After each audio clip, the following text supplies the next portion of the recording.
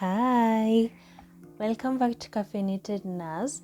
And if you're new here, my name is Faiza. You're welcome to join in the family anytime. On today's video, we're going to be answering the question, how do top nursing students study? So let's just go ahead and answer that question.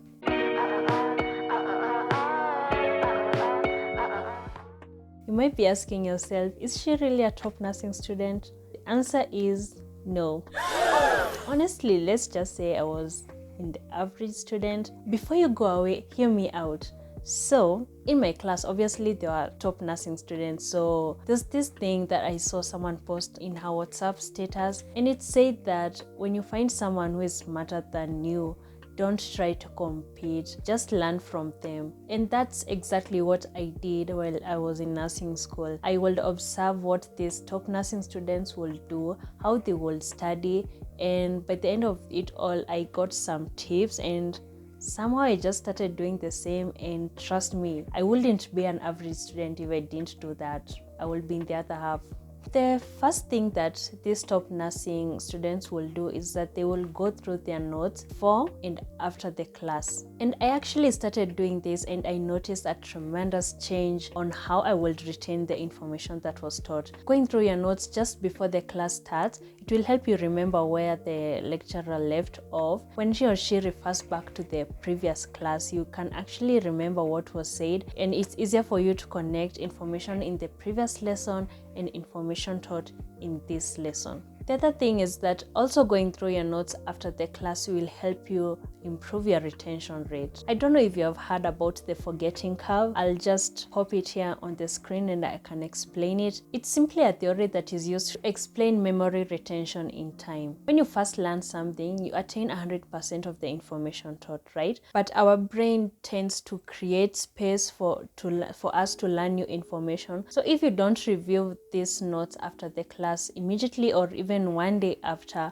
you'll find yourself that you forgot majority of information, about 40%, and that's a large chunk of information if you ask me. The forgetting curve explains that when you review the content the next day or immediately after you have acquired it, it will take you longer to forget that information. If you review again in the second day or even the third day, then it will take you even longer to forget that information. And by the time you're doing your examinations or your CAT, you realize that you'll have carried with you a majority of information from this time you started reviewing it to the time that you're required to answer those questions.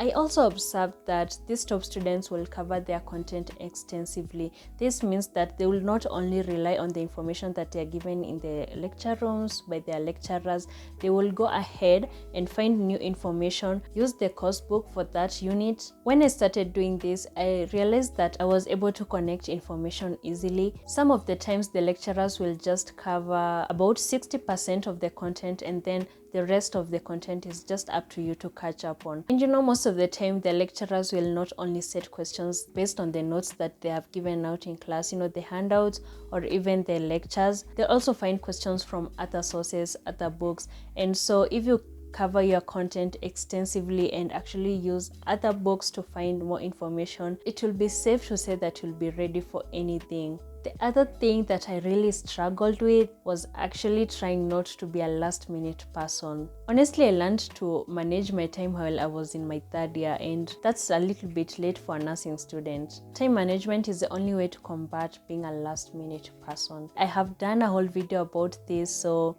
just go ahead and check it out. I'm sure that you'll get some few tips and skills that you can use so that you can be able to manage your time.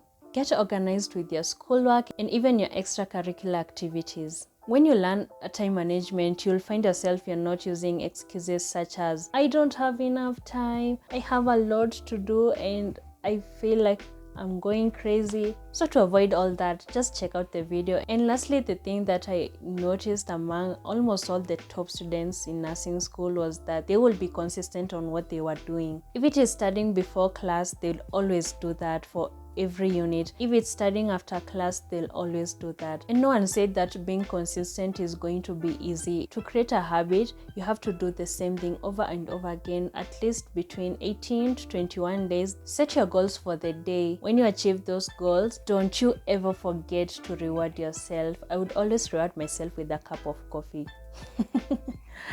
Yeah, and now I'm addicted to it. The only way of keeping this process of forming a habit is keeping it interesting. You'll not have the urge to give up halfway through. I think that's it for today's video. It wasn't long. I just wanted to keep it short, that it can be interesting.